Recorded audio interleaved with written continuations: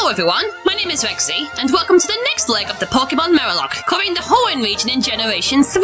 The Maralocke has a Nuzlocke of the 32 mainline games in release order. The standard Nuzlocke rules are in play, plus no overleveling past the gym leader's ace, and the species I use in the Hall of Fame can't be used again. That means I can't reuse anything that got to the Hall of Fame Beckett's Kanto and Johto. Check out the playlist to see where everything stands so far. Anyway, Hoenn started the trend of having a more selective regional Pokédex, so I'll be working with 90 evolutionary lines, including 64 newcomers. This doesn't include legendaries, but split evolutions are allowed. I did mention playing the games in release order, so I have to say this outright. Yes, I did play Fire Red and Leaf Green before Emerald, and they'll be the target for the next video. From these two games combined, a further 2 final evolutions from the Kanto region are also banned from use. Hoenn is another region that I'll visit 5 times, so I will once again need to be careful with what I send to the Hall of Fame for my runs through the 3DS remakes. Additionally, I play with a Soft Troops class. If I have its Pokédex entry, I don't catch it. But that does mean catching more than one of an evolutionary line.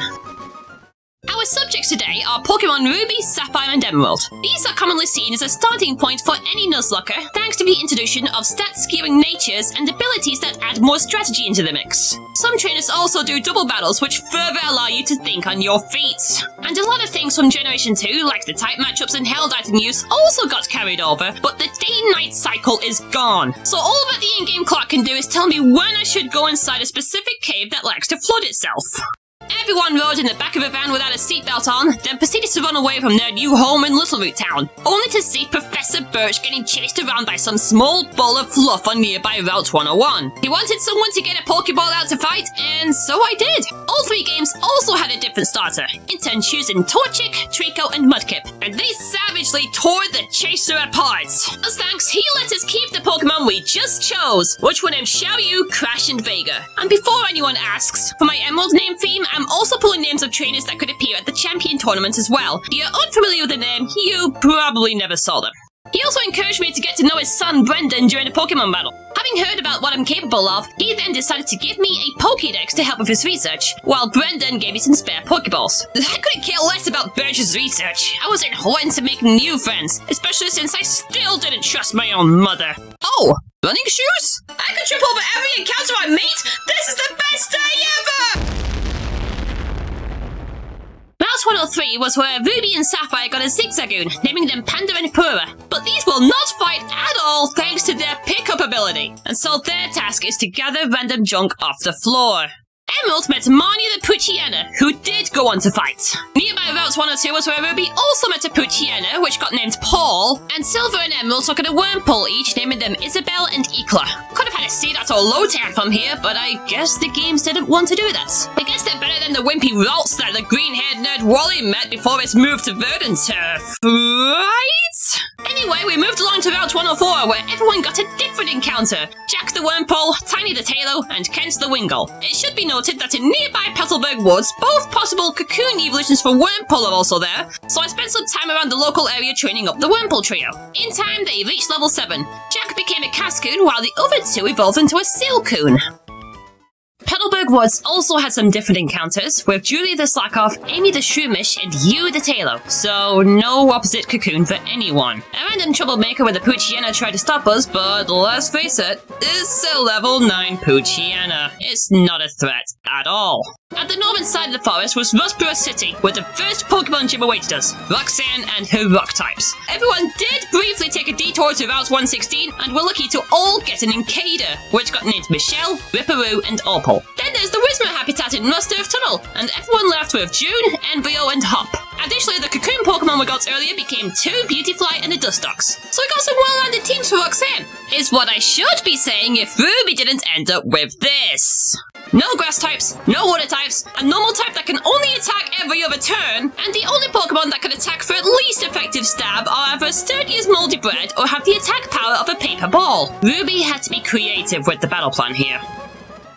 After some brainstorming, everyone went up against Roxanne. I went over the movesets and then felt the best way for me to get through in Ruby would be with the sleep strategy. Julia went out first against the Geodude. She used Yawn, but immediately faced a crit Rock Tomb, making things tricky for later. Michelle went in to soak up any over attacks, but it set up with Defense Curl instead. After falling asleep, Paul went in and spammed Bite on it. She used 2 potions to keep it up, but that wasn't gonna fly. Then there was the Nose Pass, where after a potion heal and a Loafing turn, Julia did the same thing as before. Yawned on it, tanked a Rock Throw somewhere, threw in Michelle to negate any possible attacks, then went into Paul to fight after it fell asleep. But he could only get 1 bite in, and with a flinch at that, before having to go back into Michelle to soak up more damage while healing Julia in the back. The cycle happened all over again. Yawn, pulled back Rock Throw attacks, used Michelle as a go-between while it drifted off, then spammed Bite. And thankfully, it didn't wake up again. Sapphire had a better start with Crash hitting an OHKO Absorb on the Geodude, but due to no quad weakness on the Nose Pass, Crash took 1 Rock Tomb during an Absorb turn and already ended up in crit range. I brought in Amy while it set up with Harden, then let her fight with Absorb as well. She faced Rock Throw spam in return and had to heal with a single potion out of fear of a crit, but its attacks could still do so much and she eventually got the KO at the end. Emerald sent Kent and Vega on a tag team mission. The former went first against the Geodude duo and took them out with an OHKO Water Gun each. Then Vega went in for the Nose Pass and spammed Water Gun herself, while it set up with Harden, stopped her from leaping with Block, and falls with Tackle. Why is it not using Rock Tomb? Is it because she's already slower? Anyway, no amount of healing on Roxanne's end could stop her from turning this rock into wet concrete. On the way out of the gym, I saw another one of those weird-looking criminals run off with an old man's Wingull and a parcel from a man working for the nearby Devon Corporation. But we still had to find another lower-level Poochyena, so I wasn't too impressed with this one. My deeds allowed me to ride a speedboat to the next gym location at Dooford Town and become the Devon president's personal mail carrier for his son Stephen. Ruby and Sapphire opted to get a water type of their own and fished up a Tentacool, naming them Christy and Engine. The Dooford Cave itself was where everyone met the Makuhita trio King, Tona, and Leon. And by this time, the 3 starters had also reached their mid-stage forms as Combuskin, Grovyle, and Marsh Stomp.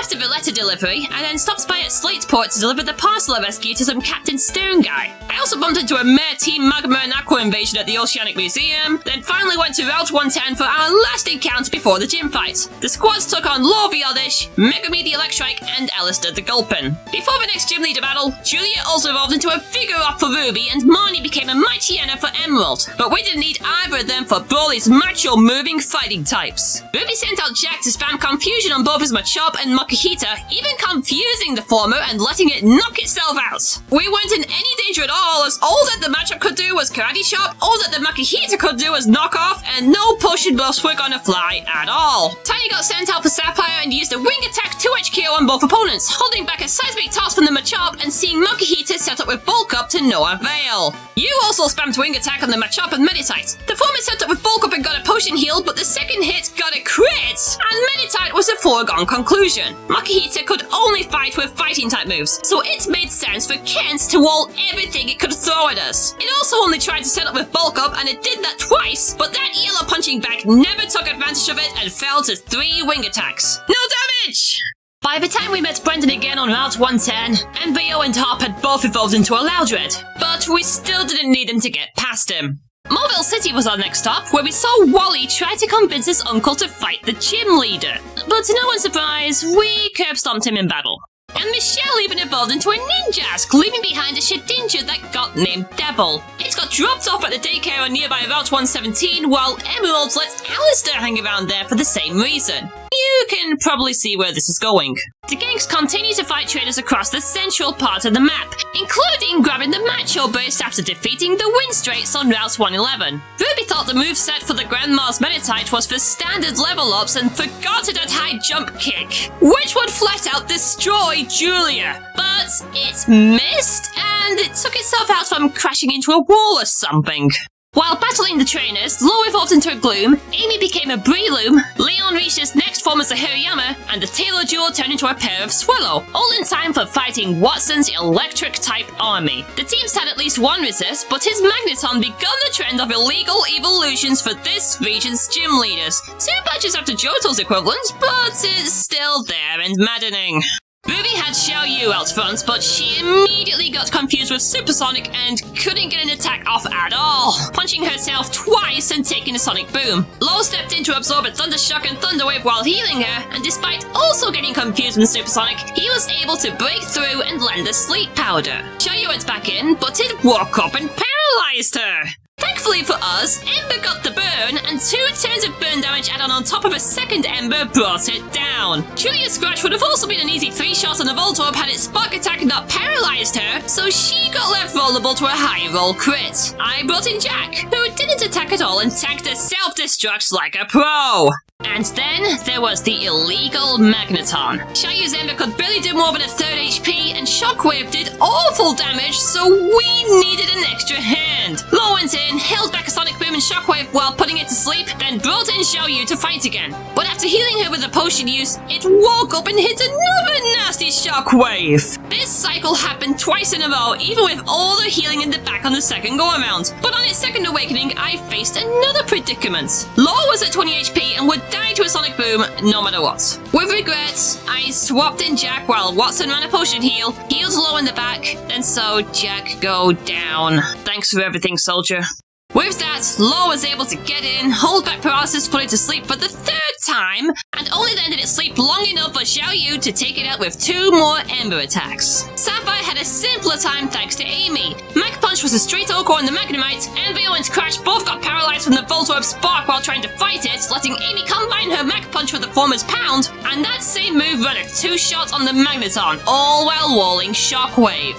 Vega almost went all the way for Emerald. She took out the Voltorb and Electrike with a Mud Shot each, the former only hitting with a weak rollout and the latter trying to set up with Howl. But Magneton landed a Supersonic and I decided to switch into Leon to shake off the confusion. Vital Throw almost took it out from full health, but the potion heal couldn't negate the damage output at all. Finally, Vega went back in against the Manectric, which set up with Howl, and she opted for Mudshot Spam, giving it 3 unnecessary speed drops, since all it could use to fight was Quick Attack anyway.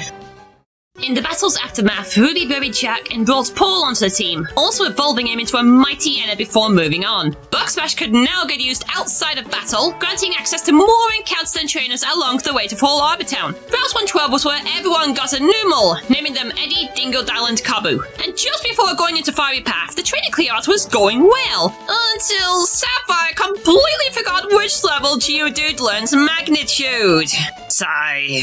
We need an engine for the next gym! Well, begrudgingly, Dingodile joined as Sapphire went inside the nearby tunnel. I bet that Sapphire would have become jealous of Emerald too, thanks to Kent evolving into Pelipper before going in. A much bigger wet bird. Fiery Path gave us Brian the Grimer, Ook the Torkoal, and Gordy the Slugma. Sapphire's catch went on to get put to the daycare. Because of losing engine, Sapphire was praying to get a Sandshoe at Route 113 in time for the next gym, but nope. Sapphire and Emerald had to grab a pair of Spinder, naming them Kapunawa and Phoebus. But Ruby hit the jackpot and ran into the 5% Skarmory! Even better, this thing got inside the first Ultra Ball I threw. She got named Nina and joined the squad at Fall Arbor. And nearby Route 114 was where Sapphire prayed to get something cool like a Lombre for the next gym, but ended up with a Surviper, which got named Akano and dumped in the box. Ruby and Emerald found a Swablu pair named Lei and Raihan, but neither of them got used. Ruby was so perfectly happy with Switch training Nina for the trainers there, but was totally oblivious to Team Magma's plan to use a stolen meteorite for a volcanic eruption. Thus, the chase to Mount Chimney got threatening when meeting Maxie at the summit.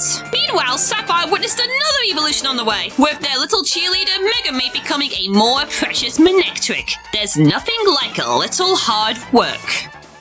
And talking of hard work, Ruby had a lot of it. Nina went first against Maxie's intimidating Mightyena. She then got hit with 3 sand attacks in a row, but managed to hit 2 pecks despite that. Xiao Yu attacks 2 bites upon switching and took it out with a double kick. Then there was his illegal Ace Camerupt, which was on par with most of my team. And it set up with Focus Energy, quadrupling its crit chance and getting ready to destroy us! And obviously, Xiao Yu's double kick couldn't do enough for a 2-shot. Wait, is it meant to be a 4-shot? I believe Paul was our most expendable teammate despite having Intimidate, so I let him fight with Bite and keep going despite getting burned from Ember and being in crit range. 2 bites went in, and the second Ember did indeed get the crit. This was getting filthy. Maxie still had a second super potion, and Christy still didn't have a water attack to fight with. The least she could do was tank a tackle while Xiaoyu got healed in the back, who in turn held back a crit tackle and Ember back to back. Only after a non-crit tackle did she finally fight with double kick, and its final choice of Ember didn't crit either. As for the Golbat, Nina went in and spammed Peck on it. She did get confused from the second supersonic, punched herself once, and got flinched from Bite twice, but she made it through. Sapphire faced Archie, who intended to use the meteorite to put the flute makers on Route 113 out of business. The squad was slightly higher in level and had a better time. Amy went for a Mach Punch 2-shot on the Mightyena and held back a bite. Megumi's Spark wasn't enough to take out the Golbat, and she punched herself in confusion 3 times while trying to attack again, so Tiny stepped in and mainly forced with Wing Attack while tanking the same move in return, even going as far as 3 potion heals in fear of a crit. And Crash went for the equally legal Sharpedo with 2 absorbs and a quick attack, making it set up with Scary Face and Focus Energy futile. Emerald also dealt with Maxie, and with a higher level team than Sapphire. Vega tried to fight the Mightyena with Water Gun, but a Sand Attack accuracy drop got in the way. Leon tried with Vital Throw, held back a Sand Attack and 2 Bite flinches, and finally pulled off the move for the one-shot. For some reason, Maxie had a Zubat in this version, which of course went down to a crit bite from Marnie. And Vega drenched the Camerups with 2 water guns, holding back a feeble magnitude level 4 in return. On the way down Jagged Pass, Ruby and Emerald met a matchup each named them Zuka and Dun, which didn't get used. Sapphire, however, met Liz the Spoink, which is a versatile backup. To fill Paul's spot, Ruby then brought King onto the team and evolved him into a hairy armor. All this was in time for the next gym battle against Flannery in Lava Ridge Town. Fire types usually have common weaknesses, but Sapphire didn't have much to fight with at all and had to think creatively, thanks to giving the soft sand to Dingodile and getting Tiny burned back at Fiery Pass to trigger his Guts ability. We needed all the power we could get. Ruby went first, sending Christy out against the Slugma. Bubble Beam wasn't a one-shot, allowing it to set up with Light Screen and reduce its power further. 3 more attacks and attack Smog later, and it got brought down. But the second Slugma set up with Sunny Day, right during the turn where the Light Screen faded out. Bubble Beam was still a 2-shot, but it still put everyone in a dangerous position against the Torkoal. She took huge damage and paralysis from Body Slam, so we needed another strategy. Julia tanked a Body Slam on the switch and used Yawn, but she got crit from a sun-boosted overheat and was killed. The Slack of Line is stupid rare, but this was a joy to have for the brief time we had. Thanks again, Julia. Xiaoyu went in just in time for the sun to fade out, but got paralyzed from the Torkoal's Body Slam right when it fell asleep. But 1 full restore use later and she was back to spamming double kick. I still riskily kept her in after it woke up and a Body Slam put her in crit range, only getting off 1 more double kick before having to switch out into King. He held back another Body Slam, flinched with fake outs, then he went first with arm thrust for the finish. I guess Xiaoyu holding the Metro Brace was a stupid idea. Sapphire led with Dingodile. A magnitude level 7 took out the first Slugma, but the first attack against the second only got met with a level 5, letting it set up with Sunny Day before going down to a level 8 the following turn. Magnitude was still all that he could do against the Torkoal, and he got a decent level 6, but Body Slam got a crit.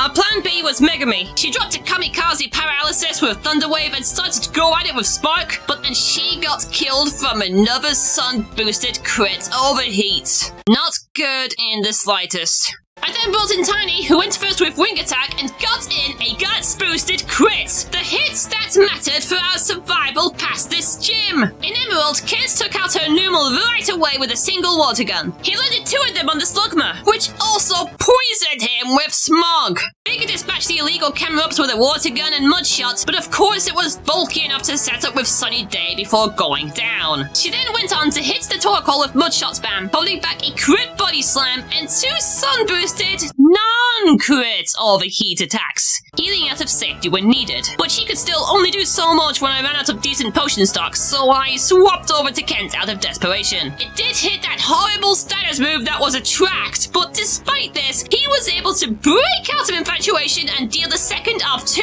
water guns to finish it. Back outside, Brendan gifted me with the gold goggles, allowing me to brave the Route 111 desert for another couple of friends. And as everyone knows, it's the dwelling for Trapinch. Not so much to look at now, but it does eventually become a Flygon, which is an amazing dragon type with 2 immunities. Everyone dived into the sand, but ended up with Lily the Cacnea, Aku Aku the Boltoy, and Themin the Sandshrew. Meh. All three of them ended up in the box. Ruby and Sapphire also found a claw fossil hidden away, which got revived into an Anorith duo back at Fussborough. Their namesakes were Yoshimitsu and Neocortex. Emerald picked up a root fossil at the Mirage Tower, which also got revived, albeit into Rose for Lileep. All three went into the daycare. As for filling spots for the recently deceased, Ruby brought June back in and evolved her into a Loudred, while Sapphire tagged along Liz and Tawna, the latter becoming a hairy Yama. And thanks to using Vital Throw on turn 1, she, King, and Leon decimated the trainers inside the Petalburg gym. Christy also evolved into a Tentacruel in time for the next big battle ahead. Norman, my own dad, and a master at normal types. And continuing the trend, his slacking also got an illegal evolution, so we had to watch out for the damage output and play around with the truant ability when the time called. Ruby led with Nina against the first one. It hit her with a yawn while she fought with Air Cutter, but I swapped into Xiaoyu and back again while it loathed. She continued to attack with Air Cutter while it then resorted with Facade every other turn. She did get healed out of fear of a crit, and Xiaoyu had to step in to negate another yawn, but it fell and we moved along. Then we had the stronger slacking, which King got brought in for. He opened with Fake Out, then during a loving turn I healed Nina in the back. On the next turn it could attack, it did rough damage with Facade, but there was enough time for him to take it out with 2 Vital Throws. Finally, Nina went in for the Vigoroth, tanking up Facade and Slash while taking it out with 3 Air Cutter attacks. Sapphire used Amy first. Expecting a horrible attack, she held back a Facade and retaliated with counter into Mach Punch for the kill. Tawna held back a Facade from the Vigoroth as well, but she soon pushed it down with a Vital Throw and a total of 8 arm throw hits, wasting his potion stock. For the stronger slacking, it for some reason opted to go with Focus Punch, which isn't smart thanks to Arm Thrust. 3 strings of that attack brought it down. His leading Emerald changed to a Spinder, which Leon swept right through with a Fake Out and crit Arm Thrust. For the Vigoroth and Lunoon, he held back a Facade and Slash respectively and wipes them out with a Vital Throw each. Then there was the slacking, which Kit got brought out for some cheesy Protect Stall shenanigans. During every other turn, he pushed for either Supersonic if the slacking wasn't confused, or Wing Attack if it was. However, Norman still had his potion stock, and timings did get thrown off for our Protect Stalling, taking absorbed Wing Attack damage back from counter. Once all users of Protects got exhausted, I swapped into Marnie for the immediate attack drop, then pushed as much as possible with Bites. I was almost waiting to let it go because, let's face it, it's a mighty Anna, but I then decided to make it a team effort. Vega held back another Facade and lowered its speed with Mudshot, but it wasn't enough and Yawn made her drowsy. I then went into Hop, who also brought in a Rock Smash defense drop while also holding back another Facade. And then there was you, able to go in and land 2 wing attacks for the KO. Now that we can surf across water, we can move along to other parts of the map. But before going anywhere, Sapphire taught Surf to Tawna for some reason and used her to get a proper water type from Route 105. A Wingull, which got named Pasadena and trained up in no time at all. Before crossing over to Route 118, Watson gave me the keys to New Moorville and allowed me to explore down there. Ruby and Emerald met a Magnemite each, naming them Leo and Ball Guy, but Sapphire found the Volt Orb, which Crash accidentally knocked out with a Crit Pursuit. Dude, I'm running out of options for the next gym too! Ball Guy is still a great option for Emeralds though, replacing Leon and evolving into a Magneton after some training. Across the water at Route 118, Ruby grabbed Kazuya the Electrike, who replaced King and quickly evolved into a Manectric. Emerald finally got a Zigzagoon here, naming her Cher, while Sapphire faced Droop's Claws done right with Polar the Lanoon. Because pickup is broken as fuck! Since Sapphire still had no decent electric type fighter, Liz got taught Shockwave for any kind of coverage. Gunpick is a cool special wall and would be very handy to use in the fights ahead, is what I should be saying if she didn't get killed by a trainer's Volbeat while on Route 119. Ah, jeez. Running out of options, I reluctantly brought Uka Uka out of the daycare and onto the main team, putting a Carno in his place. And look at this! I should have learned from the Flannery fights that he is a ridiculous physical tank, and the White Smoke ability is a very valuable asset! Despite the mishaps, the group had no issue with the Magma and Aqua takeover at the nearby Weather Institute. Brendan wanted to fight again, but his ace was on par with Norman's and was a cakewalk despite the rain. And the Protect Stall strategy at Petalburg working against us. And after getting a Devon Scope from Steven, we were ready to go inside the Portree Gym, ready to soar with Winona's flying team. Everyone knows that her ace Altaria, again with an illegal evolution, could set up with Dragon Dance and sweep right through. Thankfully, it's weak to ice, so in Sapphire and Emerald, I got the TM for it back at the Morville Game Corner and told it to the Pelipper duo Pasadena and Kent. But Ruby went in with a different strategy. Kazuya one-shotted the Swallow with Spark, only taking a quick attack. Then came the Altaria, which Nina was ready to tank. It fought back with Dragon Breath and got the paralysis on the second pass, while Nina pushed as much as she could with Air Cutter. It did set up 4 times with Dragon Dance in order to power up Aerial Ace, and it did heal with a full restore out of fear of a crit again. But ultimately, Nina endured the hits long enough to take it down. Kazuya went back in to one-shot the Pelipper with Spark and lands 3 of them on the Skarmory thanks to potion heal shenanigans. Not like it mattered, since Steel Wing couldn't do much. Pasadena led for Sapphire and took out the Swallow with a single Ice Beam, holding back an Aerial Ace. Envil spammed Stomp on the Pelipper, while it attacked with a combination of Water Gun and Aerial Ace, causing me to heal 3 times along the way. Uka tanked an Aerial Ace from the Skarmory while torching it with Flamethrower. Then Pasadena went back out against the Altaria. She got paralyzed from Dragon Breath, but a single Ice Beam froze it! Both healed at the same time, but the difference is that Winona didn't have anything to heal status conditions, meaning that bird stayed frozen as 2 more Ice Beams finished it. Emerald sent Ball Guy against the Swablu, which fell to a single Spark. Cat stepped in for the Altaria, didn't get paralyzed from Dragon Breath, and was able to take it out with 2 Ice Beam attacks. Yu's Wing Attack was a 2-shot on the Tropius, only holding back an Aerial Ace. Finally, Ball Guy ended the fight the same way it begun, a Spark 1-shot on both the Pelipper and Skarmory.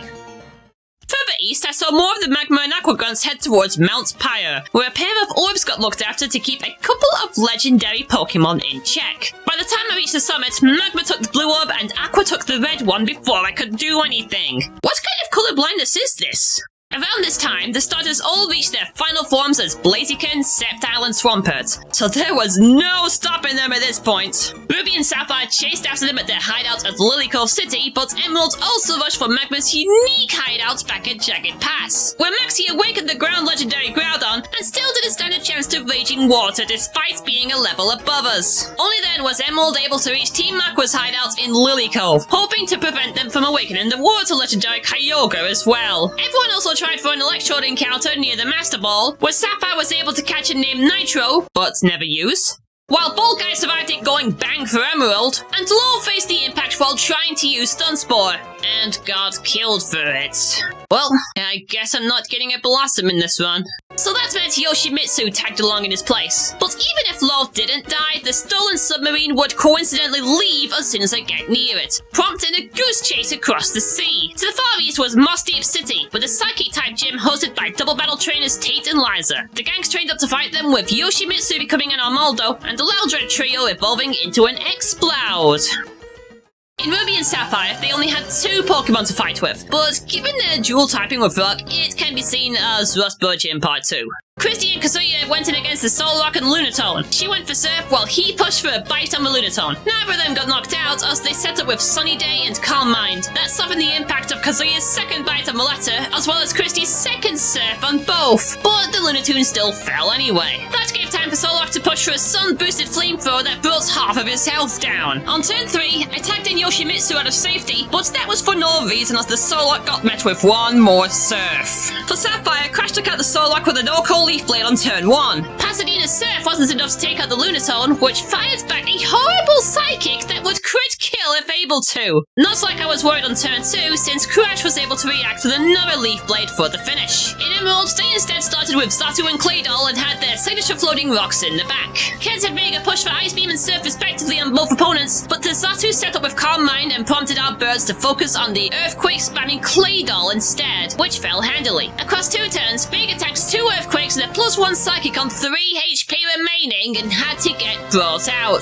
Marnie negated the Lunatone Psychic on the switch in, and in conjunction with 2 Surfs from Kent, she got the crit bite needed to finish it. The Solrock then fell the same way. All that was left was the Totem Bird, which had done 2 Calm Mind setups, landed a Confuse Ray on Kent, and then softened Surf's impact with Sunny Day. Marnie kept biting, but Kent struggled to deal with confusion, and ultimately, he got killed from a +2 Psychic from the Xatu. I couldn't have seen another way around this, to be honest. Ball Guy went in to fight alongside Marnie and spammed Spark. It tried to fire a Psychic on Ball Guy, but thankfully it didn't crit, and Marnie finished the job. These gym fights are turning into quite the sagas, I'm telling you. Up to the north of the city was Shoal Cave, where everyone grabbed a sphere each, naming them Kazumi, Entropy, and Melanie. The former two went on reserve, but Melanie filled the empty spot in Emerald and quickly evolved into a Celio. And she was an absolute champ for the double battle against Maxie and Tabitha back at Moss Deep, with her Surf and Aurora Beam moves being what we needed to put out their fire. It's also here that Steven gave us the HM for Dive, which would allow us to get to the seafloor cavern. Ruby and Emerald sorted to Christy and Melanie, keeping the teams as they are, but Sapphire roped in Entropy as a dive mule, putting Pasadena on the bench for the time being. While underwater, Ruby and Sapphire also found a clan Pearl each and named them Heihachi and Crunch, and they'll be pretty handy to use closer to endgame. Meanwhile in Emerald, Melanie evolved further during our pursuit and became a wall rain thanks to higher level cap. Once in the cavern, everyone pushed through the grunts and faced the last gang leader fight at the base. For Ruby, that meant stopping Maxie from awakening Groudon, and he was certainly ready to fight. Nina went against the Mighty Yenna and spammed air cutter on it, taking damage from 4 swagger-boosted confused punches to the face and its own assault with takedown. The horrible confusion look then put her in kill range, so I brought in June, who blocked Roar spectacularly thanks to soundproof and finished it with a stomp. Kazuya went in for 2 sparks and a quick attack on the Crobat, only holding back a bite. And despite the Camerups being a level higher, Christie's Surf disintegrated it in the space of 2 seconds. Sapphire went against Archie. Amy got confused with Swagger from the Mighty Yenna, but she broke through and landed a Sky Uppercut one-shot. Uka spammed Flamethrower on the Crobat, only holding back a tiny air cutter and a Confuse Ray, and one of his attacks even landed a burn. And once again, the Sharpedo was 1 level higher than Crash, but it still got met with a single Leaf Blade. Then there's Emerald. Vega landed 3 surfs on the Mighty Yenna despite getting a Scary Face speed drop and taking a Swagger, while Ball Guy ran a single spark on both the Crobat and Sharpedo, only holding back a slash and rough skin damage from the latter. Unfortunately for everyone involved, the legendary inside the cave woke up and went on a weather-induced rampage. Ruby was threatened with the world burning itself up, Sapphire had to survive an impending flood without an arc, and the 2 weather extremes dueled against each other in Emerald. And for some reason, it was up to me to save the day. Everyone went inside the Cave of Origin to do just that. While down there, Ruby met Jin the Marwal and Sapphire took on Papu the Sableye, meaning neither of them can respectively capture Groudon and Kyogre at the depths. Okay. Groudon was tricky enough, with the sun being used to negate water attacks, and in turn, a weakness with water. June tried with Hyper Beam but missed and fell to 2 Earthquakes. Yikes. I didn't want a Champion Sprout here anyway, but that was not a wise way to go. And it could have easily used Earthquake to kill Christy during her own surf spam, but no! It went for Slash instead, and she lived to fight another day. Kyogre's Rain boosted the power of his water attacks, but thankfully the first Hyper Beam hit it this time. However, on the second attempt, Envio got paralyzed thanks to Body Slam, and I brought in Pasadena, who got met with a crit Ice Beam and went to the Great Demolition Derby in the sky. Crash then went in and used 2 Leaf Blades to finish it off. It could have just used another Ice Beam, but it instead went for a Calm Mind setup. That was another lucky fight. Emerald, on the other hand, didn't need to fight anyone, instead getting told to meet Rayquaza at the top of Sky Pillar and letting it subdue the elements for us. With that event over, everyone was set to challenge the Sootopolis Gym, filled with water types. But Ruby and Sapphire still needed to add recruits to replace the Fallen. Ruby decided to switch train Lily here and make her a part of the gang, while Sapphire brought in Crunch as a new water type. Both him and Heihachi could only evolve with a certain item, which was over at the abandoned ship on Route 108. And that was a great place to discover any hidden treasures on the floor. What the? I thought Sapphire had the item finder mapped here. Why can't I cycle indoors?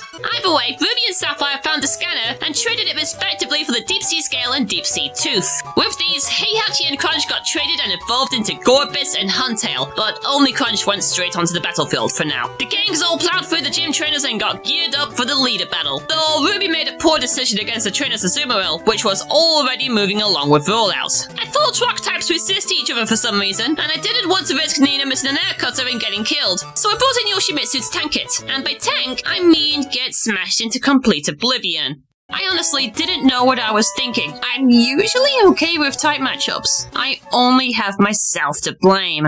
So I put Jin out of the box, then evolved Lily into a Cacturne in time for the gym battle. Ruby and Sapphire went against the default leader, Wallace, and despite all the hiccups on the way here, everyone felt confident with the team composition. Ruby sent Lily against the Love Disc. She held back a soft water pulse while annihilating it with a single needle arm. Kazuya's Spark could two-shot the Celio easily, but while trying to finish it off, Wallace pivoted into Wish Cash. So then I swapped into Lily while it set up with Rain Dance. That got met with another needle arm before it could do anything. Kazuya went back in for the Celio and finished it with a Spark, then Seeking went down to 2 Sparks and 2 quick attacks. Lucky to not die thanks to timing with its swift swim ability. I then thought because of the rain, staying in with Kazuya against the Maralocke was a bad idea. So Christy went in, held back his assault with Water Pulse, Ice Beam and inflicted damage from Confusion, and did all she could with Acid. I did have to heal 4 times though, for HP recovery, unfreezing herself, or both. Eventually, Acid brought in 3 defense drops and made things more manageable, landing the KO after a very dirty battle. Sapphire sent Amy out and pushed with 2 Mega Drain attacks against the Love Disc, holding back Water Pulse, Confusion from Sweet Kiss, and a single self-hit. Staying in against the Celio wasn't wise as she held back a painful non-crit Ice Beam, while also getting the KO with Sky Uppercut.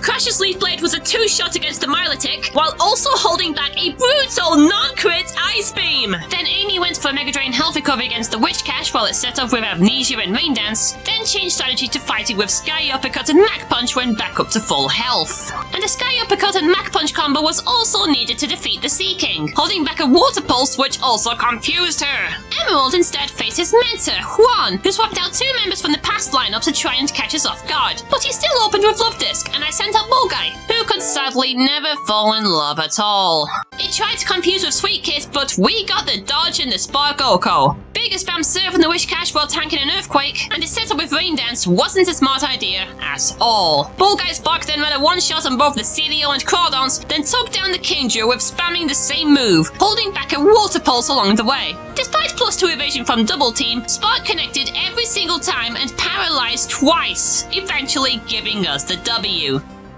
With 8 badges, everyone was ready to challenge the Pokemon League at Evergrande City. In order to get there, we needed to teach Waterfall to a member of our team, and thankfully for us, everyone had a Water type on the squad that could learn it. Path Inside wasn't too grueling if I was able to remember which Pokemon could remember which move by a level up. And heck, Nina even got 3 King's Rock flinches during the same battle! Waiting at the end of the path for Ruby and Sapphire was Wally again, and he had done some real growing up since meeting him at Morville. His Leaderbolt area sounded like a Nina lead job, but he also had a Magneton at the back with Magnapole, so Ruby led with Kazuya instead and fought with Spark and Quick Attack, holding back only a Dragon Breath along the way. Xiaoyu dodged Delcatty's Sing and wiped it out with a double kick. Godvoir tried to set up with Double Team, but Feint Attack never misses, so Lily had no problems. Xiaoyu took down the Roselia with a Blaze Kick and riskily stayed in against the Magneton with the same move, despite getting hit from Leech Seed, confused, and being at risk to a Thunderbolt crit.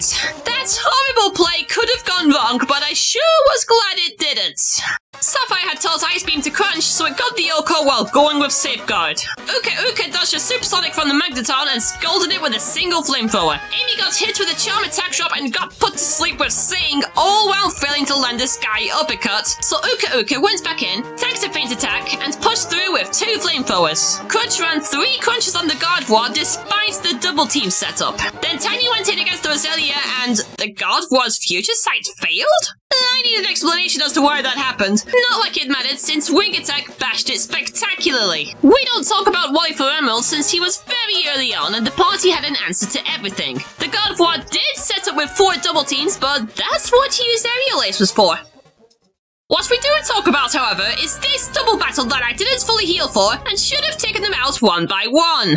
I brought you out against the Slaking to dodge one of its attacks every other turn with Fly, but the Godvoir also had Skill Swap. That meant it traded its Synchronize ability with Slaking's Truant, making it ready to destroy everyone, including you with an Ice Beam. It tried to do the same against Ball Guy with a Flamethrower, but thankfully it didn't kill, and the retaliating Spark did. Unfortunately, I also decided that it'll be the end of the road for Ball Guy. Magneton is great, but it gets another evolution in a later generation, and will be more phenomenal to use then. So after one more Spark on the Godvoir, it fought back with the Psychic that got the kill. Say hi to you for me. Things did get so mean that the Truant ability got swapped over to Melanie, but I did decide that I wanted her for endgame and healed her in preparation for another attack, only for Vega to finish the fight with a Surf. That was an anticlimactic finish to a bloodbath out of nowhere. Everyone made it to the Pokemon League at the other side, which meant team building for the Elite Four. Ruby and Sapphire faced no casualties in Victory Road, but still opted for replacements. Christy and Kazuya got retired, with their spots replaced with Heihachi in the box and Devil in the daycare. Both had been phenomenal fighters throughout, and I still wanted to get the best out of their species in a later leg. The same was said for Tiny and Embryo and Sapphire, getting replaced with Akano and Neocortex. The latter also going on to get evolved into a Normaldo. Emerald, however, had 2 dead spots to fill, and believe it or not, a Swampert to retire. Vega had seen all the drama of it the entire way and had been phenomenal to use, but we needed to see more of her line in the remakes. Filling the void was Rose, Alistair, and Gordy, which all evolved respectively into Cradily, Swalot, and Macargo. The rare candies from the overworld and from our pickup meals are way more plentiful, so no one had to do the same kind of close to the level up experience gains like in Gen 2. They still did train to reach the same level as Drake's Elements in their preparation to challenge the final stretch of the game, the Elite Four. The first step was Sydney and his dark types, which was so plentiful in Hoenn that he had a different water dual type in Emerald. Ruby went first with Heihachi. Being a special attacker, the Mightyana's Intimidate meant nothing as a single Surf flushed it away. Xiaoyu went in next and took out the Cacturn and Shiftry with a flamethrower each, then the Absol with the Brick Break Oko, which attempted to snatch a stat boost for herself that never happened.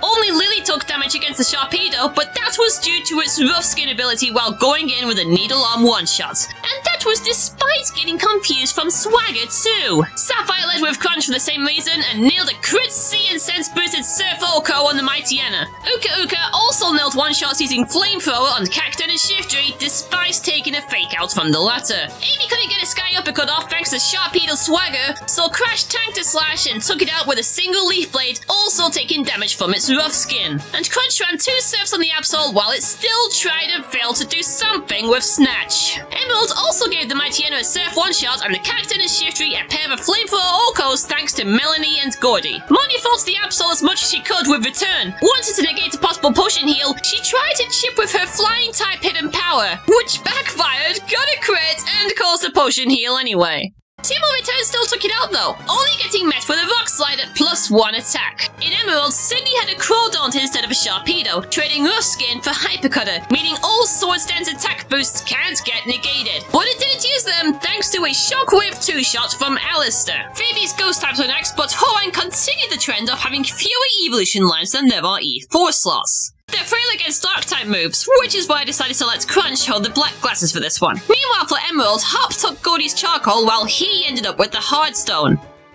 Ruby, however, forgot to give the black glasses to Lily, meaning Feint Attack was unable to one-shot, but it still used Curse itself like a dummy. Heihachi stepped in for the second Dusclops to stop it from using Ice Beam, then ultimately landed 3 Shadow Balls on it while taking 2 back and punching himself in confusion. Lily went on to Oko the Bandit duo with Feint Attack and 2 shot the Sableye with the same move, only holding back a mere Shadow Ball. Crunch pushed for a, well, Crunch on the first Dusclops to Sapphire, but again it wasn't enough and it ran a Kamikaze Curse on itself. Attacked in Neocortex and let him run through the first Bandit with 2 Ancient Power attacks, getting an Omni boost along the way. On a high, I kept him in for the Sableye. He did get struck with Attract, but he broke out of Infatuation twice to take it out. With no Ancient Power PP against the second Bandit, he could only use Dig on it. It did use Skill Swap and passed along Insomnia, but that made no difference to the Dig 2 shots. Finally, Crunch attempted to spam GI Wonder on the second Dusclops, but his assault with Shadow Ball and Confuse Ray dropped it in crit range, so I brought in Uka Uka during a healing turn. He too got hit with Confusion, preventing him from taking it out with Flamethrower while also getting into crit range from tanking Earthquake. Ultimately, Crash held back another EQ on the switch and finished it with a Leaf Blade.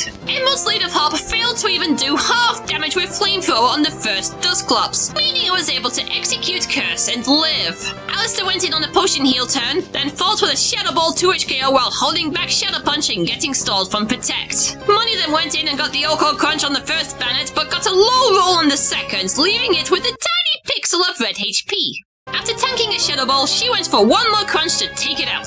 Hop spammed Flamethrower on the Sableye, but tanked 2 feint attack crits! So he had to get swapped out into Melanie, tanking another feint attack and finishing with a Surf. And Marnie sealed the fight with a Crunch Assault on the Dusclops, tanking 2 Ice Beams while doing so. Glacier's defensive Ice types then cranked up the difficulty. Due to typing, Sapphire replenished Cortex's Ancient Power PP with a Leper Berry, just in case. And for obvious reasons, Hop and Gordy got their Lax Incense and Charcoal back. Xiaoyu brought down the first Glalie with a single Flamethrower. Lily fought against both Celio with Needle Arm, but even with the Miracle Seed, it still required a high roll to get the Oko, which the first one got after a potion heal and with no fight back thanks to a flinch. But the second one retaliated with a critical hit Blizzard and killed her. Thanks for your brief assistance. Anticipating another potion heal, Xiaoyu jumped in with a Flamethrower, but the heal never happened. I was going to get Nina to fight the Walrein, but realized there was no hail. It was safe to bring in Devil to fight. Predictably, she swapped into the other Glalie to fight with Shadow Ball, which Xiaoyu held back and let her own Flamethrower melt it into a puddle. We then had a Shedinja with Wonder Guard and a bulky Walrein with no super effective moves to hit with. By spamming Giga Drain and Shadow Ball, that poor seal helplessly went down to this floating curse. Uka led for Sapphire. The first Glalie set up with Light Screen and turned Flamethrower into a 2-shot, not including the unnecessary burn, but I was prepared for that. After tanking a crunch on the way to the knockout, I tagged in Amy for the first Celio. Break shattered the Light Screen and brought down not only that, but also the second one and the Walrein with an Oko. With no more screen shenanigans, Uka was ready to tank a crunch and lay down a crit Flamethrower 1-shot on the second Glalie. Her lead in Emerald was a Celio instead, so Alistair went first and spammed Shockwave. During this time, he held back 2 Body Slams and a chunk of Hail Chip. The first Glalie once again set up with Light Screen and got the burn from the first Flamethrower, which was an eventual 2-shot from Gordy. Hop then broke the Light Screen with Brick Break and used it to 3-HK the Walrein, is what I should be saying if he didn't get met with a crit Surf on top of the non-crit Ice Beam and got killed. I'll see your Wooloo-loving namesake in Gen 8. Those went in to tank a horrible Ice Cream that would... Ice Cream? What am I saying? Those went in to tank a horrible Ice Beam that would kill if it was a high roll crit and finished it with a Giga Drain. Melanie played more defensively against the second Celio, fighting with Body Slam and tanking Double Edge. Then Gordy unnecessarily set up Sunny Day against the Glalie while pushing for the eventual Flamethrower 2-shot and tanking 3 Ice Beams. Not a smart play from me at all. Maybe I thought he could Oko it with a sun-boosted high roll or something. But the fact remains that Emerald was also down a member for Drake's Dragon types. However, regardless of version, most of the team has a secondary typing that causes a double ice weakness, which is why Heihachi, Crunch and Melanie received the Never Melt Ice. For this reason, Ruby's lead of Heihachi landed an Oko Ice Beam on the entire team. He faced issues with one Flygon sending in a Sandstorm, the second Flygon throwing in a Sand Attack accuracy drop, and the Salamence pounding in with a Dragon Claw. Knowing this, Sapphire let Crunch open the fight with a Rain Dance setup to activate Swift Swim. He did hold back a Dragon Claw from the Shell Gun and a Crunch from the Salamence, but the net result was the same. 5 dragons with an Ice Beam pinning them to the floor. Melanie also spammed Ice Beam, but only got 4 Oracles thanks to him swapping out a Flygon for a Kingdra in Emerald. The Salamence was also a Rotten Cheater with the Rock Slide crit that also hit a flinch, prompting a potion heal, but the second attempt did neither and let us get away. It did cause the Altaria to take advantage of a second potion heal from us and stack up with Dragon Dance, but it never got the chance to take advantage of those buffs. But the Kingdra did, stacking up 2 of them, including a potion heal of its own, and landing Paralysis with Body Slam. But Melanie broke free from it, and her 4th Ice Beam on it got a crit knockout. And the Flygon fought with Earthquake, which again she was able to break out of Paralysis and turn it into a Popsicle. One fight remained, and that was the champion. Ruby and Sapphire faced Steven, with a team consisting of 50% Steel types and 50% Museum exhibits. Emerald, on the other hand, faced Wallace, who got a promotion since Ruby and Sapphire and were challengers with a mono water team. With the rare candies in my bag, the survivors went up to level 58 to match Steven's Metagross or Wallace's Milotic, and Sapphire optimized the team with Crunch getting his Sea Incense back and Crash holding the soft sand. The battle begun. Xiaoyu led for Ruby and got a critical flamethrower on the Skarmory. Aggron got sent in next, but it couldn't hit Devil at all and immediately swapped into Claydol. Heihachi then went into fight, held back an ancient power and washed it over with a Surf. The pattern repeated itself again, only that time our Maralocke got baited out for an unexpected bath. And it repeated for the third and last time into Cradily, though the combined forces of Devil's Bug-type hidden power and Xiaoyu's Brick Break took it out. The match was practically over. Neither Aggron nor his Metagross had a move that could do any damage on Devil at all, so the former went down to Giga Drain spam and the latter got hit with all of Devil's Shadow Ball PP and most of it for hidden power too. Uka Uka was a slower lead for Sapphire, so the Skarmory laid down some spikes before letting Flamethrower turn it into a chicken dinner. But then Steven sent out his Metagross next. I winged it with a Carnal to try and paralyze with Glare, and indeed, he survived an Earthquake on 7 HP. But Glare got the 25% miss, and I let him go down. No naturals for you, for obvious reasons. With no paralysis hacks, Crash had a disadvantage when fighting with Earthquake spam. I tried to high roll both moves, but instead, he got met with a Meteor Mash, a Hyper Beam, and his death. Whoa, man. I'll see you on the flip side. Amy went in to finish it off with a Brick Break on the recharge turn. She stayed in for the Cradily with a low roll Brick Break and a high roll full elf kill after a potion heal, holding back horrible damage from Sludge Bomb along the way. Crunch washed over both the Amaldo and Aggron with a single Surf. It didn't have enough power to one-shot the Claydol though, but it did make Steven waste all of his potion stock before that got flooded over too. And so let me remind you that Emerald dealt with water types and had a different strategy. Wallace led with a Wailord, which Melanie was able to force it to spam Rain Dance thanks to Encore. From there, she spammed Body Slam and restarted the Encore whenever it finished, ultimately taking it out with a crit. Alistair went for Sludge Bomb on Ludicolo, and the Potion Heal went on to stall out turns long enough for the rain to disappear and deactivate its Swift Swim ability, allowing him to take it out with one more set of toxins. Melanie opted for Ice Beam against the Gyarados, which was already faster before setting up with Dragon Dance. She landed 4 Ice Beams on it before ultimately going down to a +2 Hyper Beam. We'll look after your rock-headed son. Rest easy, my lady. It needed to take a turn to recharge, which is when Rose leapt in and finished it with a Giga Drain. Alistair also held back an awful Surf from the Milotic, but at the same time hit a crit and the poison chance from Sludge Bomb. One more potion heal later from both of us, and he was able to tank 2 more Surfs and land 2 more Sludge Bombs for the KO. Rose was an obvious choice for the Wish Cache, but Giga Drain didn't get the initial one-shot, and the immediate setup changed it to a 3H KO after another potion turn. Not like it could do much with the Earthquake it sent out, though. And then there was Wallace's last Pokemon, Tentacruel. Money pushed as much as possible with Return, but it connected 2 Hydro Pumps and killed her. I guess I'm visiting Piers back at Spikemuth later. After healing up Alistair for the second time in this fight, he tanks 2 more Hydro Pumps and landed the decisive Shockwave for the rest of his health, securing victory.